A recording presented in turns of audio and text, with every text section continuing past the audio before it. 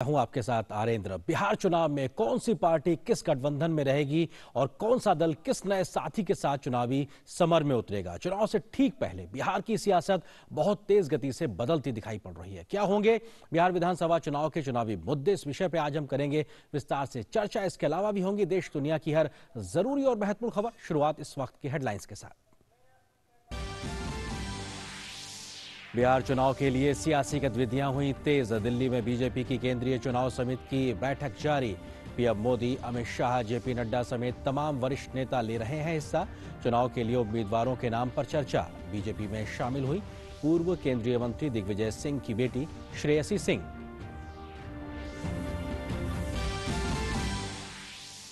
LJP ने बिहार चुनाव अकेले लड़ने का किया ऐलान। कहा, राष्ट्रीय स्तर पर बीजेपी के साथ गठबंधन है मजबूत। सीट बंटवारे के बाद महागठबंधन में घमासान। विकासशील इंसान पार्टी के अध्यक्ष मुकेश सहनी ने महागठबंधन से अलग होने का किया ऐलान। अगले कदम का जल्द करेंगे ऐलान। कृषि सुधारों से संबंधित 3 कानूनों के समर्थन में केंद्रीय मंत्रियों का देश भर में किसानों से संवाद कार्यक्रम जारी।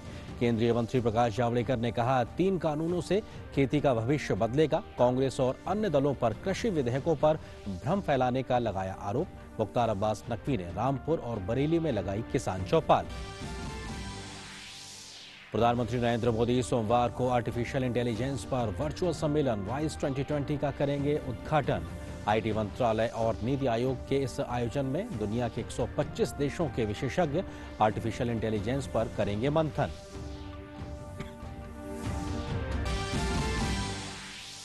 देश में जारी है कोरोना के खिलाफ जंग। कुल स्वस्थ होने वालों की संख्या 55 लाख के पार। रिकवरी दर भी बढ़कर 84.13% हुई।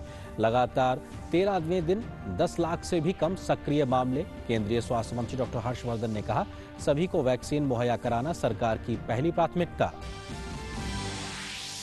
विदेशों में भी कोरोना का कहर जारी। कोविड संक्रमित अमेरिकी राष्ट्रपति डोनाल्ड ट्रंप की सेहत में सुधार।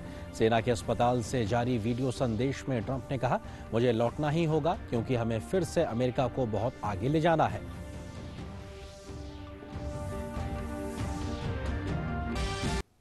आप देख रहे थे इस वक्त की सुर्खियां, खबरों पर डालते हैं, देखिए ये रिपोर्ट।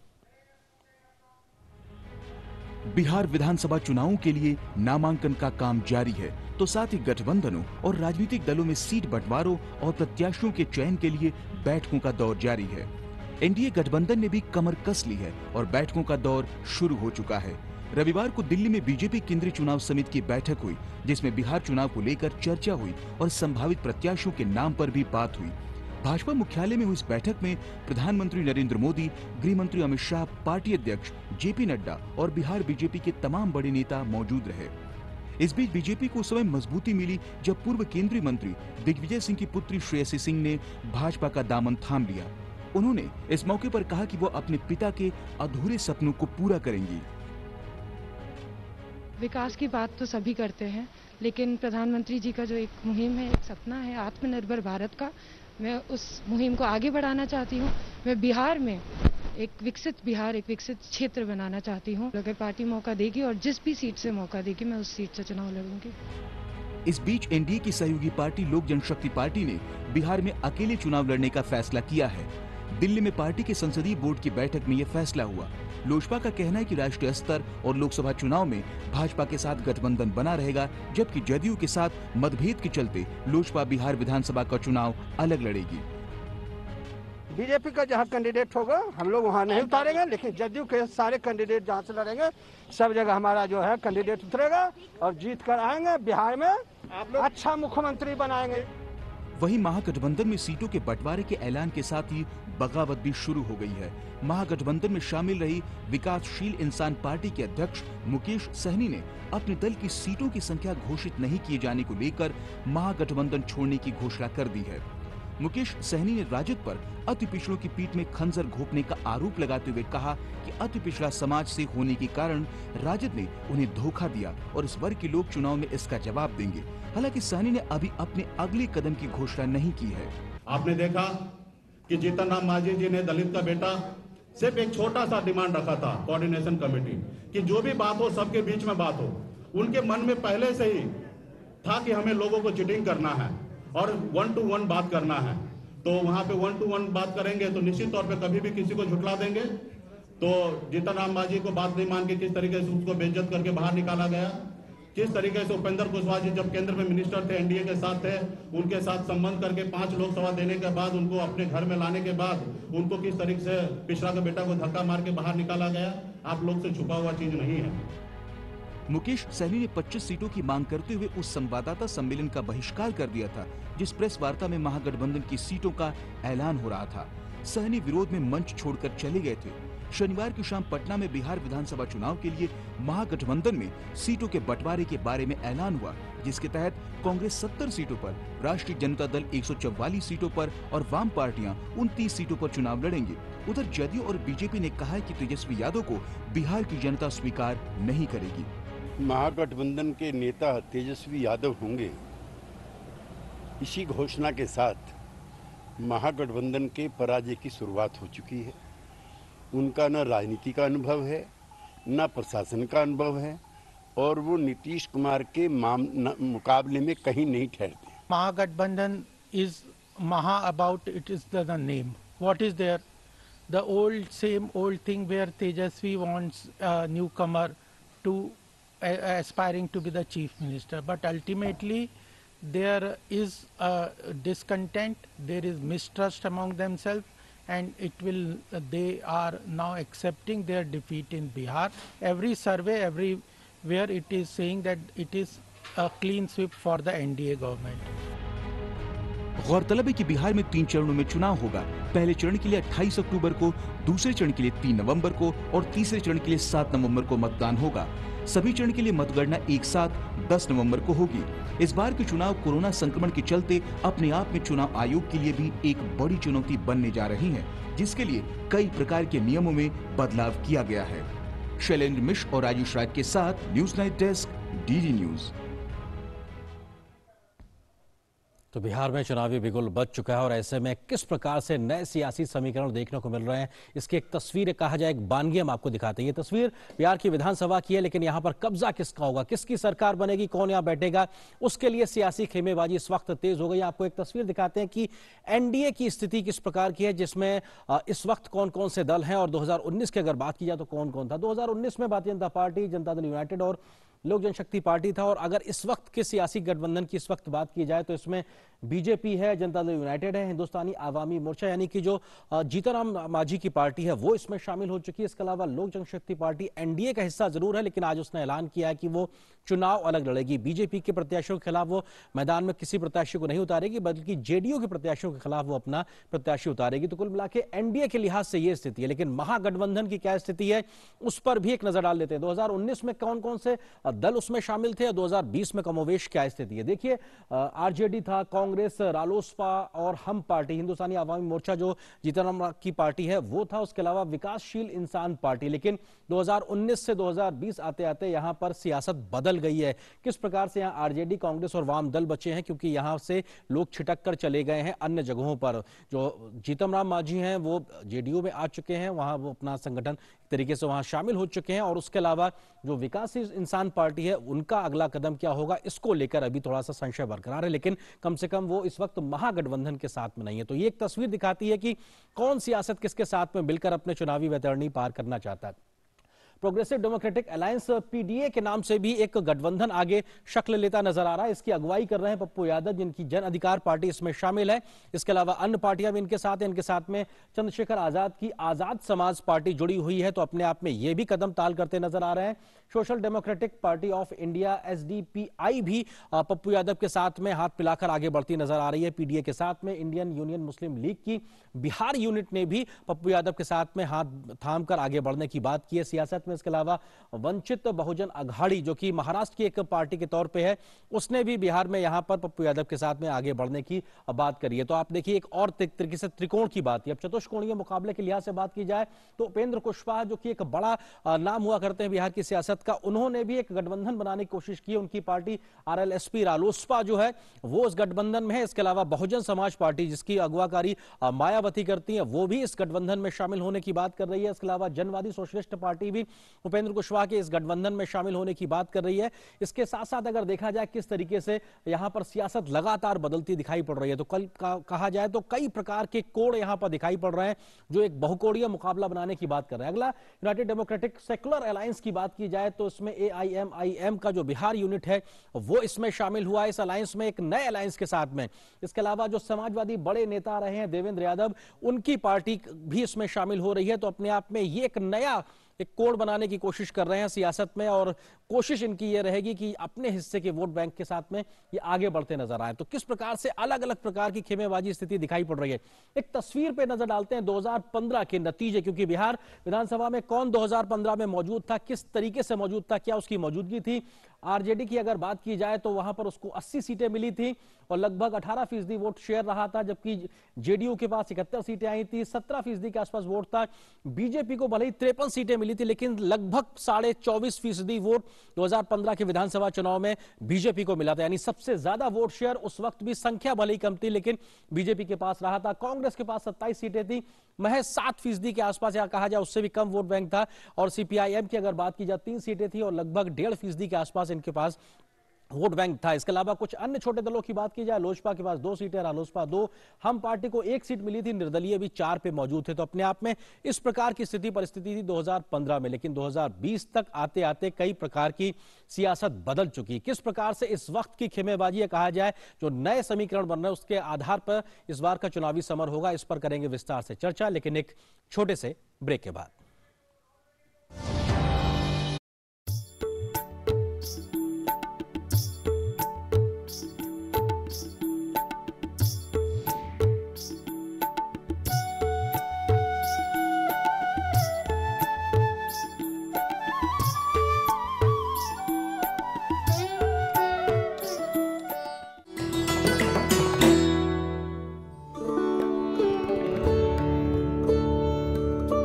महादेवी वर्मा हिंदी साहित्य में छायावादी युग के 4 प्रमुख स्तंभों में से एक।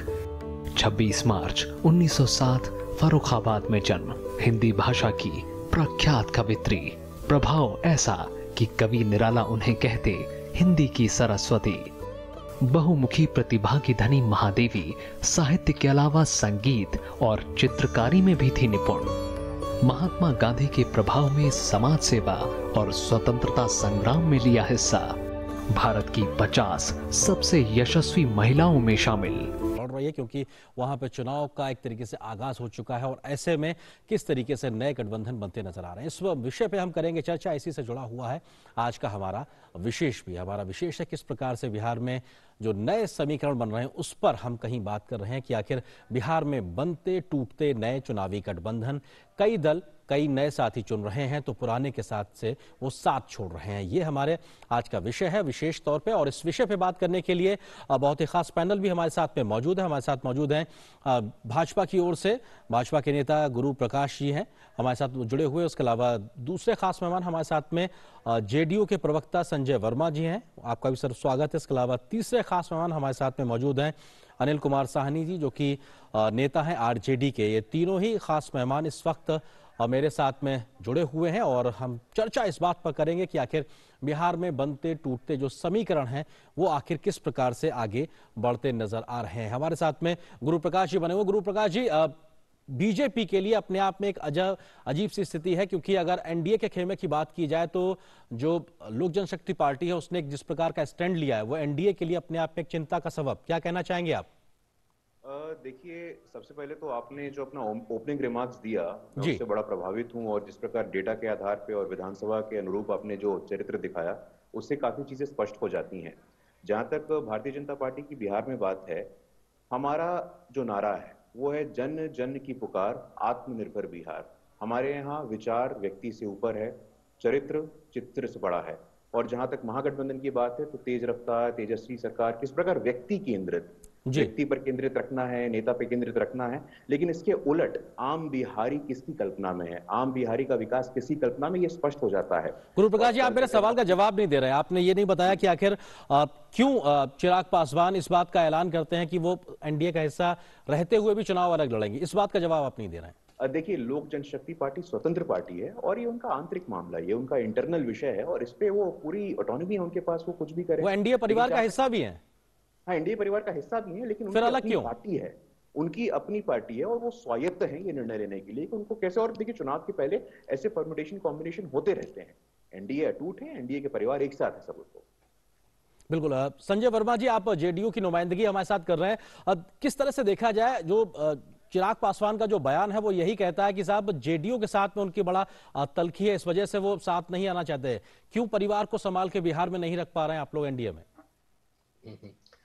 तो लोग पिछले लोकसभा चुनाव में कितने परेशान थे, वो पिता पुत्र दोनों लगातार परेशान थे कि आदरणीय मुख्यमंत्री नीतीश कुमार जी का कोई सभा हमारे यहाँ कराया जाए। इतनी परेशानी थी, इतनी बेचैनी थी। आज क्या हो गया है?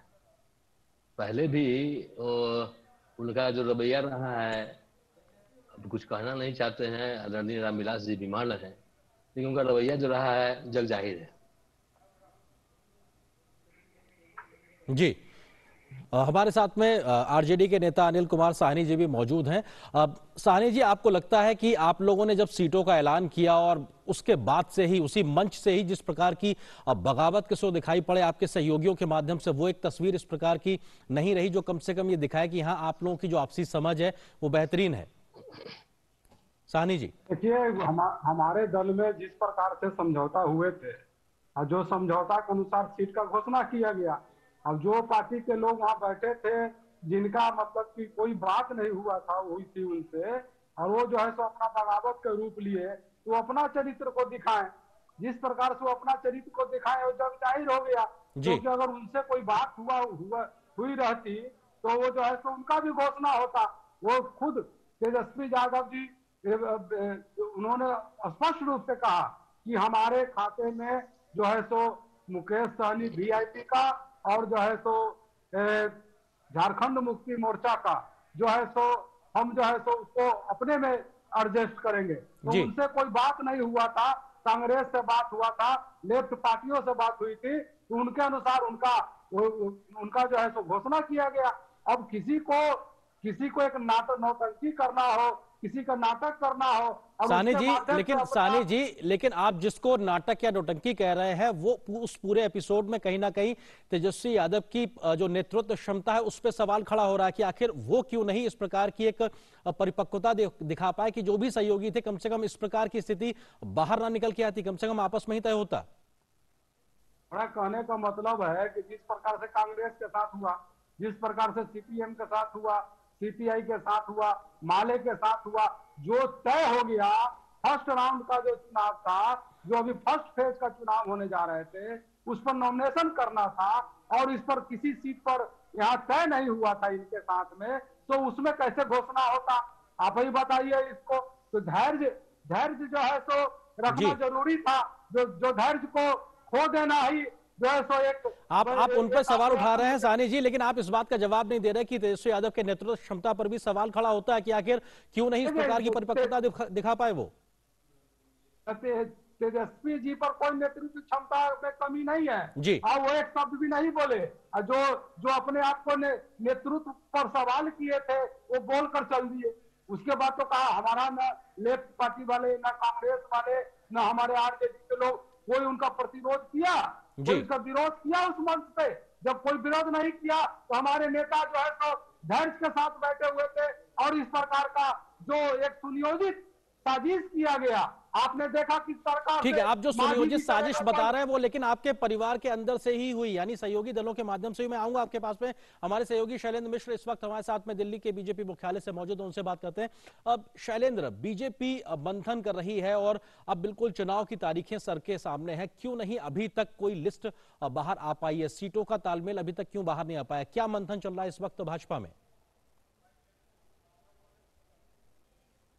देखिए, मंथन का दौर एक तरह से कहें तो वो अब अंतिम चरण में है। हम जानते हैं कि आज दिन भर मैराथन बैठक हुई बीजेपी के राष्ट्रीय अध्यक्ष जगत प्रकाश नड्डा के दिल्ली आवास पर, और एक तरह से खाका तैयार हुआ और उसके बाद ये खबर आई कि जेडीयू और बीजेपी की बीच जो सीट बंटवारे की बात है उस पर एक सहमति बन चुकी है। चूंकि एलजेपी को तब तक फैसला लेना था, इस वजह से उसके औपचारिक ऐलान में एक तरह से देखें तो वो उसको लेकर एक संशय बना हुआ था, लेकिन सहमति बन चुकी है, ये स्पष्ट तौर पर सामने आ चुका था। हम जानते हैं कि ये संकेत मिल गए थे कि हम जो पार्टी है उसको सीटें देने का काम जेडीयू अपने कोटे से करेगा, और क्या वो सीट संख्या क्या होगी जेडीयू और बीजेपी, उसको लेकर अंतिम दौर की माथापच्ची आज दिन भर होती रही। कई दौर की पहले ही बातचीत होती रही है। आज बीजेपी की जो केंद्रीय चुनाव समिति की जो बैठक हो रही है, इसमें तय होना है कि कम से कम जो पहले चरण के तहत जिन विधानसभा सीटों पर मतदान होना है, उसमें से बीजेपी जिन जिन सीटों पर चुनाव लड़ने जा रही है उनके नामों को तय कर लिया जाए। और कल ये कहा जा रहा है कि इस बात का भी औपचारिक ऐलान कर दिया जाएगा कि एनडीए के बीच यानी बीजेपी और जेडीयू के बीच जो सीट बंटवारा हुआ है वो उसकी अंतिम संख्या क्या है, और साथ ही साथ बीजेपी के उम्मीदवारों के नाम का ऐलान भी होगा। तो निश्चित तौर पर ये कह सकते हैं कि काफी माथापच्ची और काफी दौर की बातचीत के बाद एक अंतिम तौर पर सहमति बनी है बीजेपी जेडीयू के बीच, और बीजेपी चुनाव समिति अब विचार कर रही है कम से कम पहले चरण के कुछ उम्मीदवारों का, और साथ ही साथ कुछ दिग्गज उम्मीदवारों के नाम भी पहली सूची में दिखाई देंगे पहले चरण के उम्मीदवारों के नाम के साथ।